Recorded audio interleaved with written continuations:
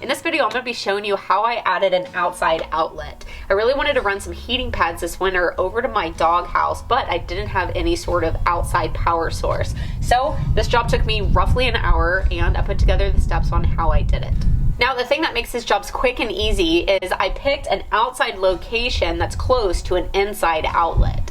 Right inside this wall, I have two outlets to choose from. One was right behind my doghouse, so I picked the one that would be exposed and started removing the faceplate.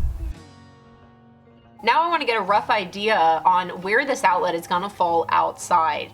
I do this with a tape measure going from the window pane, which I can see from the outside of the house, over to the outlet, as well as coming up from the floor. Now moving to the outside, I go once again from the window pane over.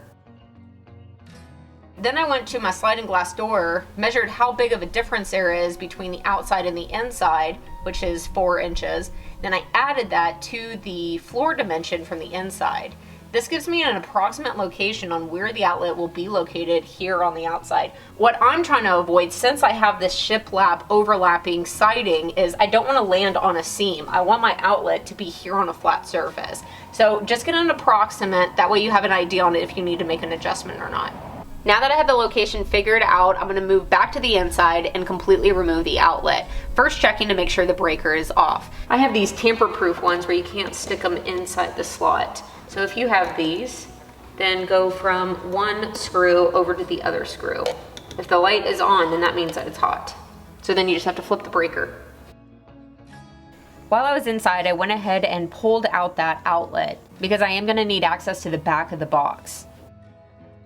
Next, I moved back outside, once again found the location on where I wanted my new outlet, and then used the box to trace around it.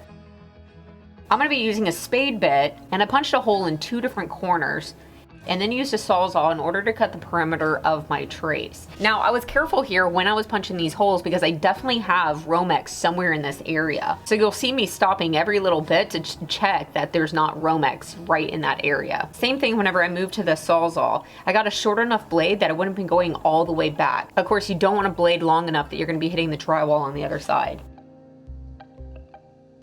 Now let's test fit this box and make sure it fits.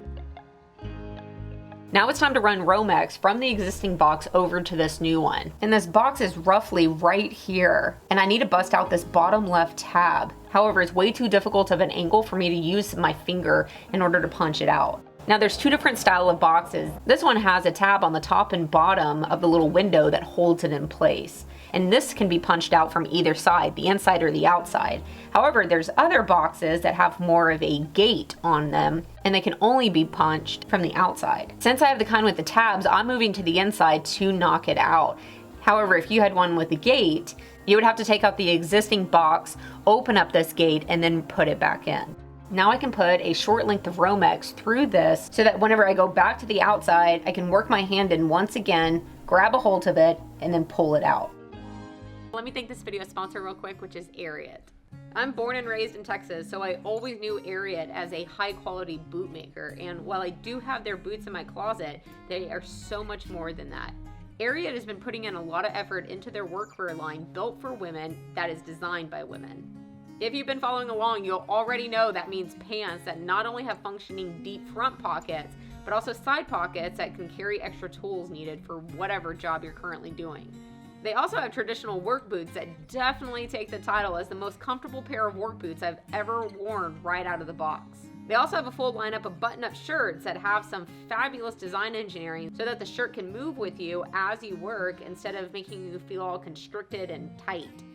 If button-ups aren't for you, they also have a great casual line of long sleeves that are perfect for my Texas winters in the shop. Regardless of what you're after, give the Ariat a look, as they always think about the fit, the function, and the durability in every item that they have. Also, you can get 10% off any Ariat order if you use the link down in the description. Big thank you to Ariat for supporting my channel and what I do. Now I'm going to open up a gate on this new box and feed the Romex wire through it.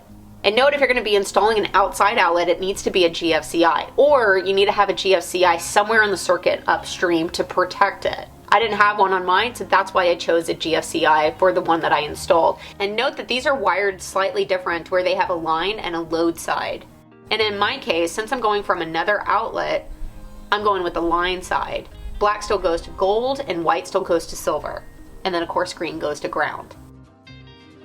Then the final layer of protection is to get a weather box to place over the outlet. This will allow you to leave something plugged in without rain having access to it. This screw here on the outlet goes into the box here, attaching the outlet to the box. However, this screw on top of it will attach the weather box to the outlet, and this screw needs space behind it. So you can see I drilled a hole in my siding larger than the diameter of the screw to give this screw a pathway, and that'll probably make sense here in just a few seconds as I attach the box. Okay, so this screw attaches the outlet to the box. Very simple. Now the box can go onto the outlet, and then this screw here will attach it to the outlet.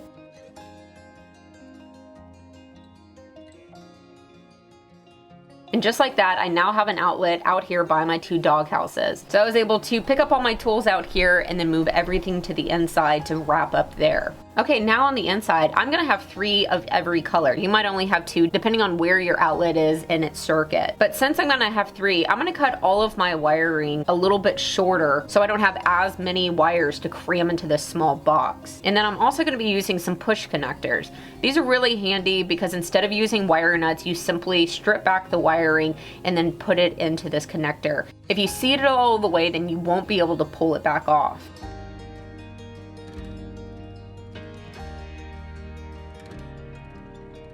Now that I have the 3 existing wires in the connectors, now I need to create a little jumper that will go from the bundle over to the outlet itself. You can see these are just short little pieces. One end will go into the connector and the other end will be wired just like normal into the outlet.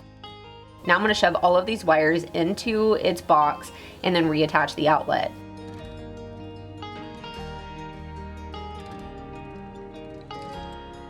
And just like that, I now have a power source outside I can plug into. Of course, like always, when doing electrical, check your local codes before tackling a project. And if you don't feel comfortable doing it yourself, then contact a professional.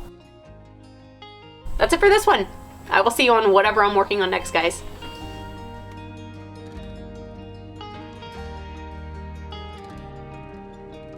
If you're interested in building a garden, don't forget that I have a set of plans showing you how to build a raised garden with an enclosed fence around it. The plans show you how to build 1 box so that you can build 1 or 10 like I did. You can click here for plans and here to subscribe to the channel.